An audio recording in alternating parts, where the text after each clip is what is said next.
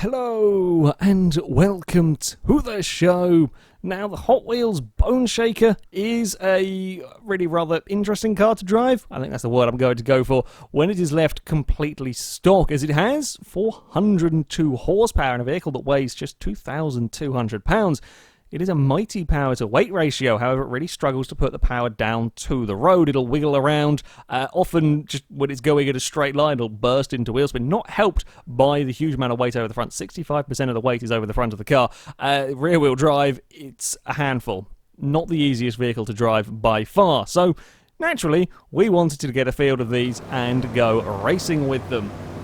Now, initially, we were going to try rolling start. We're having a go with it at Lime Rock. Unfortunately, things did not quite go to plan. As you can see, some driver tires, for whatever reason, got left behind. Some of the driver tires towards the front just kind of booted it as they came to the line and bumped into the other vehicles ahead before the actual player could take control of the car. It was a little bit messy. Amazingly, somehow, despite all of the chaos, we actually got around turn 1 fine, and the cars that had been left behind a little bit were quickly caught up to the back of the pack. It didn't really work around this circuit, the rolling start, which was a shame, but there we go. And one thing that we were seeing already, one of the big difficulties with these cars when it comes to normal circuit racing, is the width at the rear. The front is quite narrow in comparison to the rear wheels that stick out quite a long way, and if you put that rear wheel on you're running towards the edge of the track and just one rear wheel goes on the grass, it was so easy to get in a world of trouble because these cars are pretty difficult to drive at the best of times. Yeah, we were seeing a fair few cars having offs in that manner on this open lap. The purple car that we are following here got up to third place. A car in the background did exactly what I was talking about to the final turn. It's a very fast final turn, an easy thing to do. Just run the car a little too far to the left of the road, the wheel gets stuck, and in these, it will just spit you off the track. Blue car was having a look up the inside into turn 1, but quickly changed his mind. Further back, and they were trying to go too wide into this first corner. The cars in the background were just about making the turn. Overtaking was a little bit on the scary side, and you will see this is a thing that is happening regularly with these cars. Little twitches, as you try to get on the power, you're trying to get them to change direction. The car just moves about. We're doing the very best that we could to keep them under control, but it was very easy to get caught out. The vehicle that we were following made up a couple of places, lost a couple of places immediately when he stuck a wheel on the grass on the exit of a corner, although would gain one of those places back as the vehicle ahead just runs wide, and you see the cars wiggling and fighting their way down these. These are relatively short straights, and the cars are trying to put that power down, trying to accelerate, but you just don't quite have the traction. You are constantly fighting the cars here. You are constantly fighting to get some grip, to try and get it turned, to try and put any of the power down.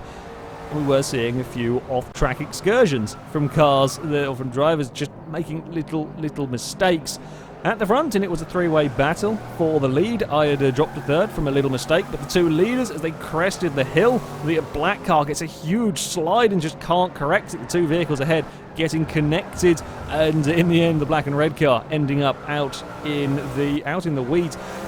And these things are difficult enough to drive on their own, but if your car gets a twitch and there is a vehicle alongside you, we're doing the very best that we can to avoid contact. There was nothing that you could do.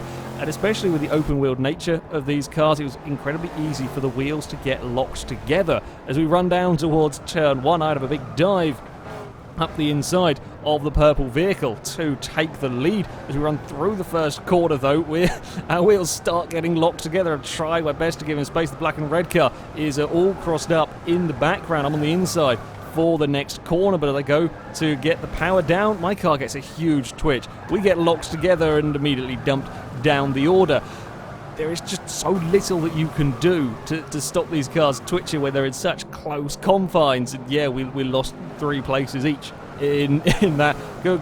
My bad. I was doing the very best that I could to stop my car from ending up in the side of the vehicle that was slightly ahead of me, but yeah, they were a handful, and we were certainly finding that out early on further back, and we were still seeing a pretty good battle between this is a large number of Boneshakers coming down towards turn 1. Going to go 2 by 2 into this particular corner. The purple car tries to outbrake, can't quite get it stopped in time, ends up losing 3 places into that particular turn. We were seeing as well, you make little mistakes with these cars, they're difficult to drive at the best of times. Little mistakes were costly. You see me rejoining the track. I had put a wheel on the dirt in the braking zone for that, or the turn-in zone for that second corner. That's what spat me out onto the grass, and I plummeted through the order.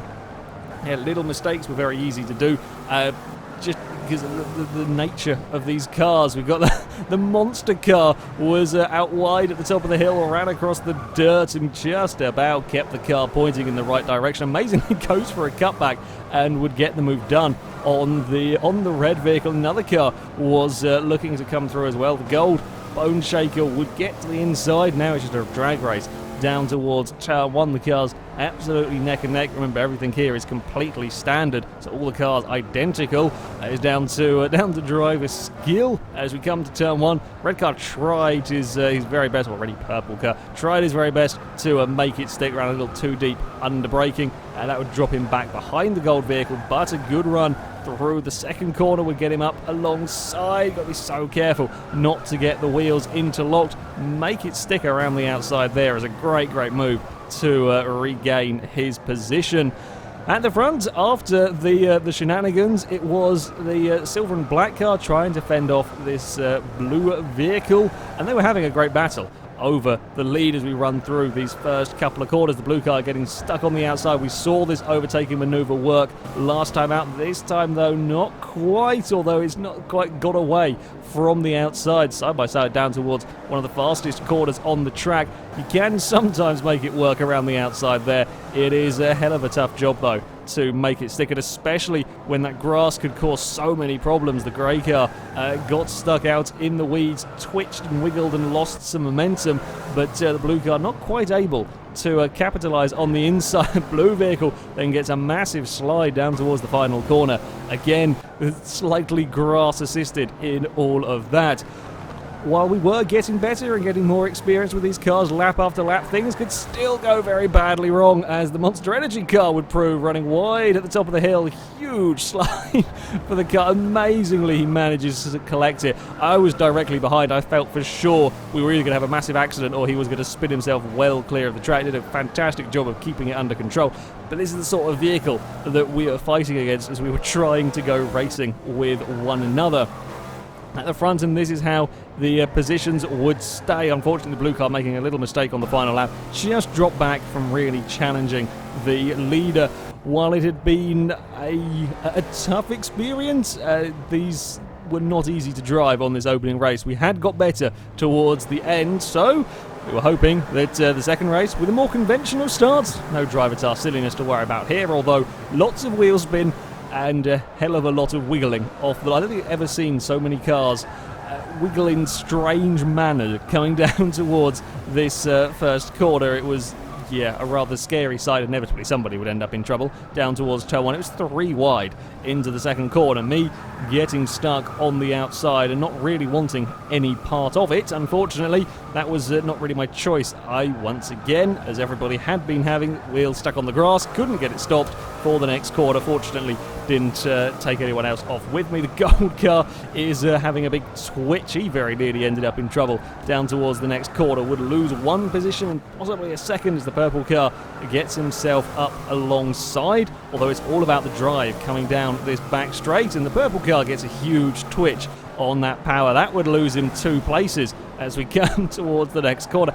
It was just so easy to make a little tiny error and lose, especially on these opening laps when everyone's running close together. A little tiny error would put you sideways and lose you a place or 2, or maybe even 3 places, depending on whereabouts you were. The purple car was fighting back, though, on the inside of the white vehicle. The gold car right on the bumper, well, kind of bumper, what of a bumper there is, of the vehicle ahead.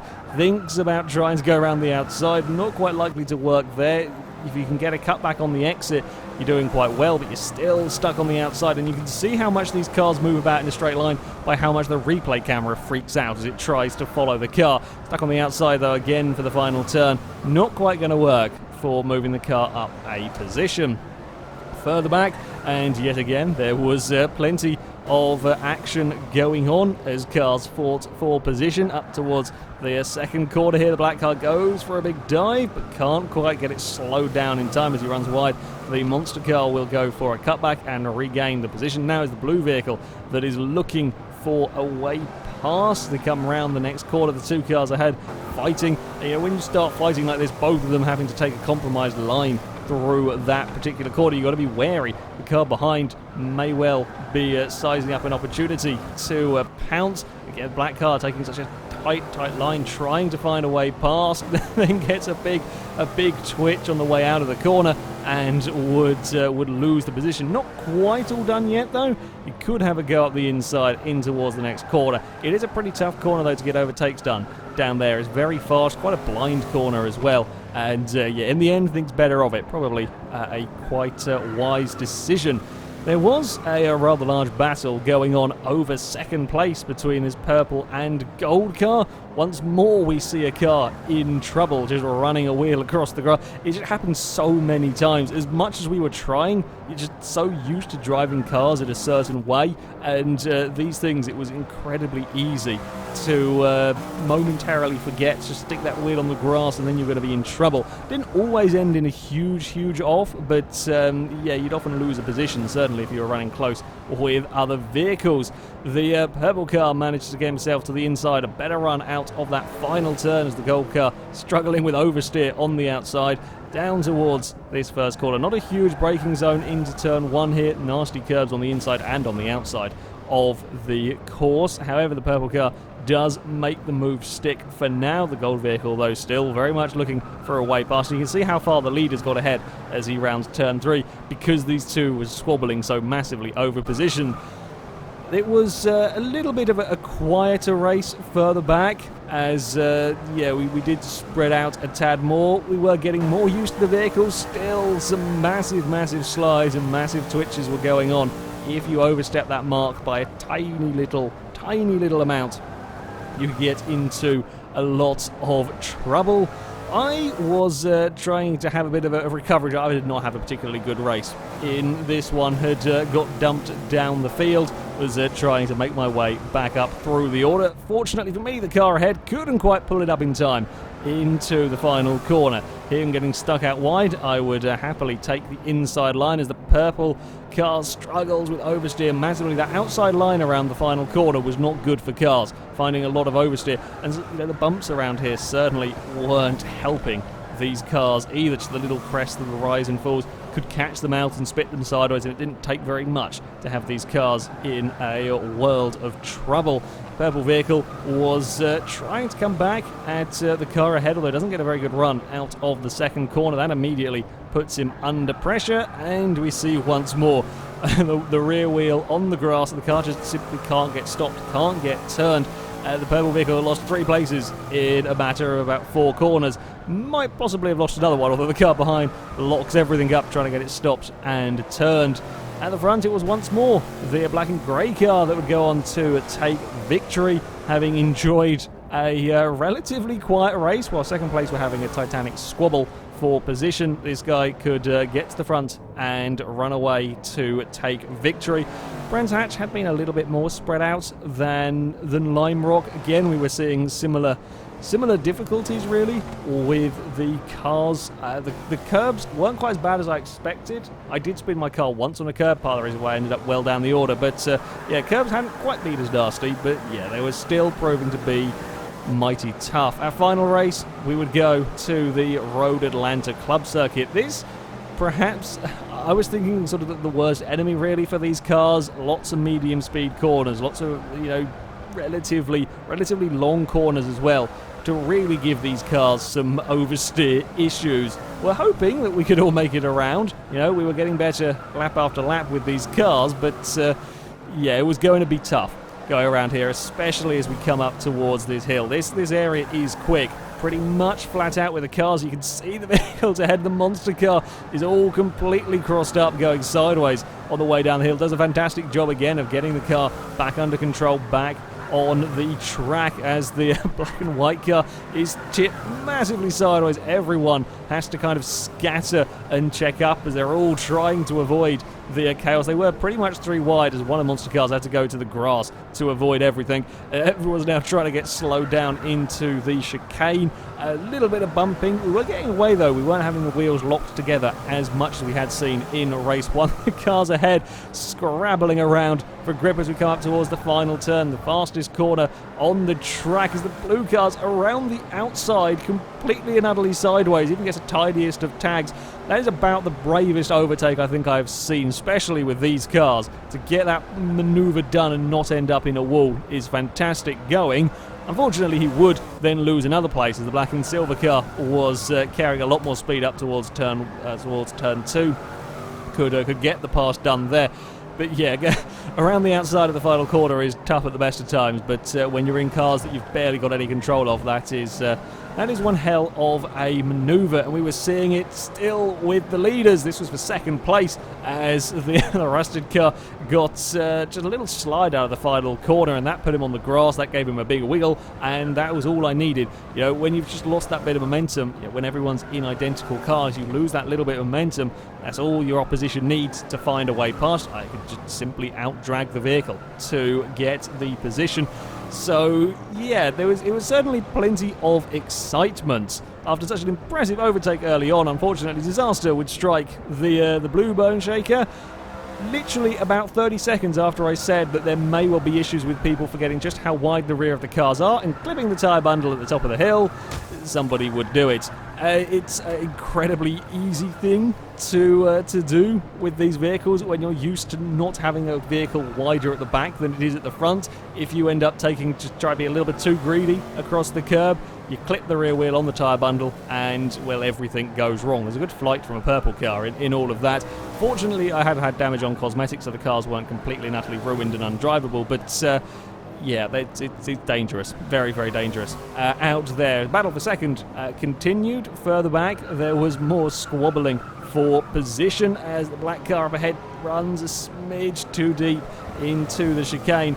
And again, is stuck. You can often get a great run out of that chicane, but a wheel on the grass is not going to help you whatsoever as we come towards the final corner and the car's bobbing and moving about there. I was getting quite sideways around this very, very long corner. I actually got great speed around this track. I was going pretty damn quickly with these Boneshakers as we come down towards the chicane. The leader goes defensive, but as we have seen with cars before, runs too deep. I actually run too deep as well, but do manage to pull my car up in time with both those slightly compromised as we leave the chicane. Third place catches up massively as we head through the final corner. I do manage to get the lead. Everyone is sideways though around that final turn.